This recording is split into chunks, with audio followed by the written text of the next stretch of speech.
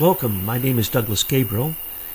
I am a representative of the Anonymous Patriots, and we write intelligence articles, and we are going to be addressing the real nature of what people have begged us to expound upon, which is warlord bankers and brokers, a phrase that we have coined, a moniker which is very apropos for our day and age, because when you think of conspiracy theories, the first one that comes to mind is, of course, the Rothschilds, and then the second one is the Federal Reserve. So what we have done in the past is we've written a number of intelligence articles that have been a revelation for many to see that the military-industrial complex is owned by a small group of usually asset management companies, and behind them are banks.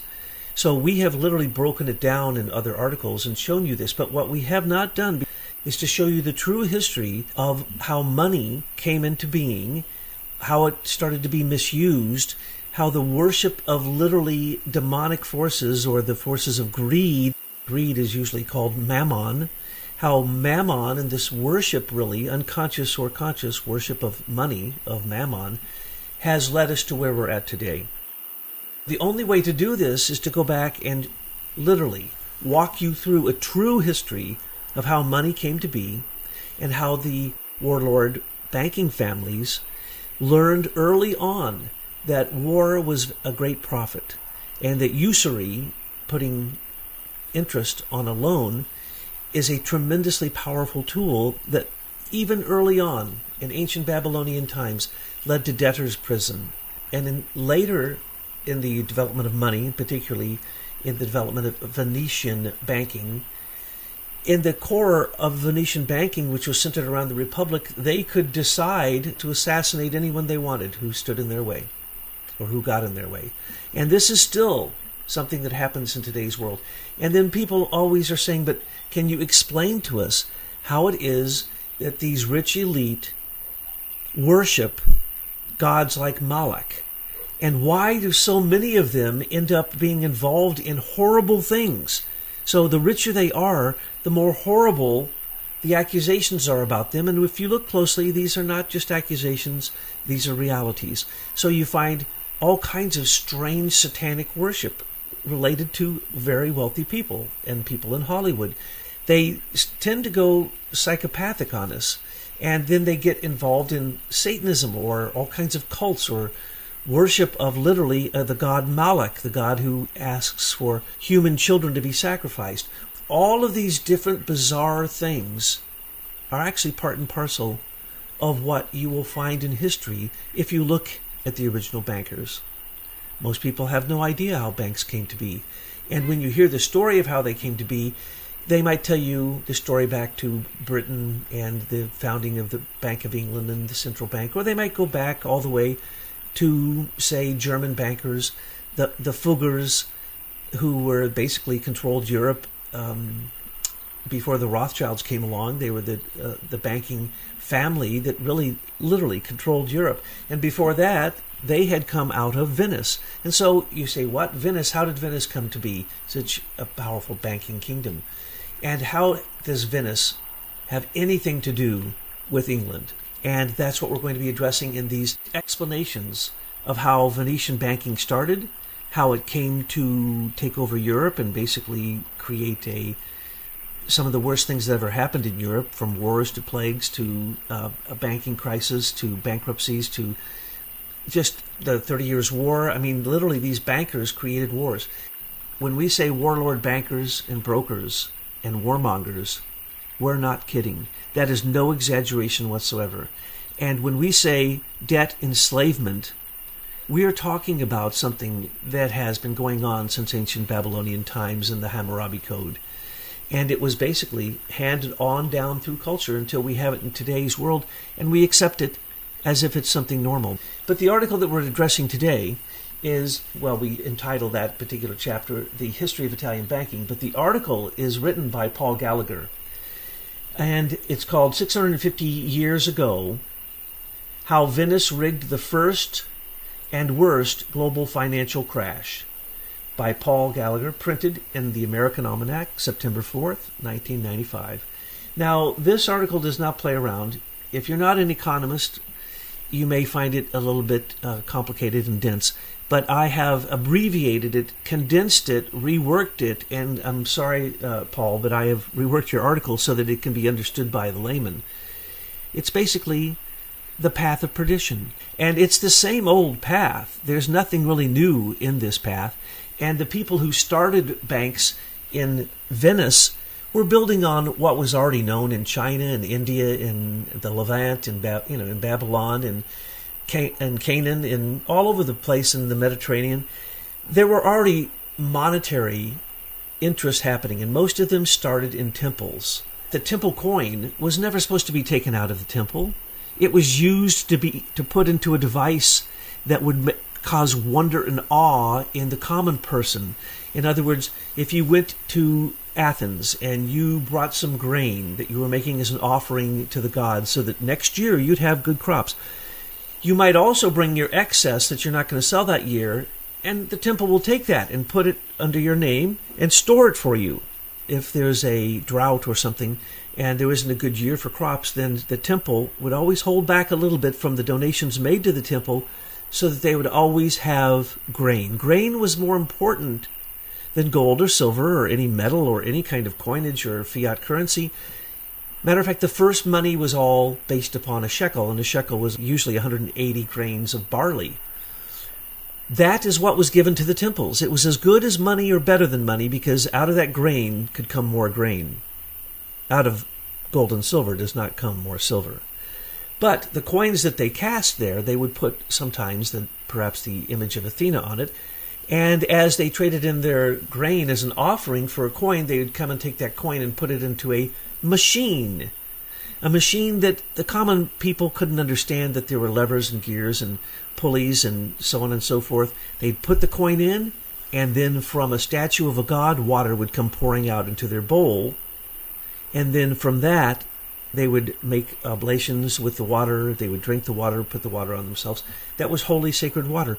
And it was done through magic. And the coin and the image of Athena on the coin showed that Athena herself had created this magical device. That's where coins came from. When you have that as a basis and a background, and you realize that from the first, temples, in other words, religions, or the cultural mythologies that they believed in, controlled agriculture, it controlled economy, and it minted the first coins. But the first coins were not used in trade. Eventually, the coins left the temple, and they became very commonplace, and they were used then by bankers. Now, the common modern understanding of banking literally came out of San Marco in Venice. And banco means, banco, banca means a bench. And the coin traders, in other words, the money changers, just like in the temple when Jesus chased out the money changers, in the temple there's money changers, and they trade money for objects that might be sacrificed or might be offered. Well, the money changers in Venice, inside of St. Marco, started to really speculate on grain because there was the grain region both north of Naples and also into the northern ends of Italy and even further northwest of that. The Lombards basically had the greatest grain belt there in Europe at the time. And so that grain became coordinated through the Italian bankers in San Marco. And that was okay. It was basically what was going on before, but now, instead of the temples doing it, it was done by a merchant. But they started to loan money because these people working in these temples were not held to the Christian dogma and doctrine that you could not charge interest on a loan called usury. So usury was forbidden by the Catholic Church. These Lombards, these Venetians, found ways to get around this, and they started charging interest. But it was very clever ways of charging interest. They would have other fees that were associated with these loans. So loans started to happen. And basically, the money changers became loan sharks. And then they became so powerful that they started loaning money to the Pope. And the Pope caused crusades. And crusades needed boats and armament and all the supplies and they needed to be near where they were attacking. So Venice became the hub of launching the Crusades for the Pope. As a matter of fact, the first Bank of Venice was basically the money pulled together for the First Crusade. And then the interest on that started banking. And because anytime you loan money for a war, if it's a successful war, then they're going to have the money to pay you back. And if it's not a successful war, you probably need to be on the other side too. So the Venetians were allowed by the Pope to actually trade and do business with the Turks, the Mamluks, and others who were in the Levant, in the Holy Land. In other words, they were creating crusaders to go against other people in a war that they had financed, and on the other side, they had financed them also to be in the war. And so this became huge profit. They would also hold the wealth of the royalty that were part of the crusade. And when they died in the crusade, they kept the wealth. This became a huge scam because as you were on the road to the Holy Land, and once you left Venice, you were in basically enemy territory, and you couldn't carry your wealth with you, so you would leave it in the bank in St. Marco. The bank had a rule. If you put the money in the bank, you were the only one who could take it out. So this became a scam, and it literally became the scam of the Rothschilds with the goldsmiths and the way that they did gold for credit, and then they used credit notes, and this is what made fiat currency the power that it was. Well, the Venetians, they didn't go to war. They built the ships, and they armed and supplied the Crusaders. One crusade after the next just made Venice rich. It was the Venetian Italian bankers that really set the pace because they developed what was called central banking. And central banking said, forget about the Pope. We have a republic, and each city is a republic of its own. And each city is going to have this committee of oligarchs who are the merchants and the bankers and the people who are the rich elite. And they will elect a committee of 10, and that committee of 10 will elect a committee of 3, and the committee of 3 will run the republic. They will elect a doge. Well, actually, the whole assembly will elect a doge, D-O-G-E. And the Doge's palace in Venice was the equivalent of its own kingdom. They called it a republic, and they were separate from the Pope. And they became so powerful and became such a sea merchant force and military force that nothing could stop the Venetian bankers. And they became just a few families, and it's all in the report here that we're talking about, this 650 years ago, how Venice rigged the first and worst global financial crash. It was all done by a few Italian banking families. Now, we all know a little bit about the Medici and the Florence banking families and the florins that they created this special gold coin and the way that they manipulated Italy, Europe, financed the Pope or didn't finance the Pope, and whoever they financed, they were probably going to win because they had the greatest amount of money, which was, again, money taken from grain trade, and then money taken from usury, and then money taken from selling gold and silver and manipulating gold and silver markets, which then became the practice of these central banks in Venice, in Florence, in Genoa, in Seneca, and a few other places in Italy. And they became so powerful that nothing could stop them. And the Pope himself basically then was loaned money and controlled by these Venetian bankers. In the end, most of Europe was infiltrated by the Venetian Lombards, who became the money changers, and the Jewish Italian moneylenders went throughout all of Europe.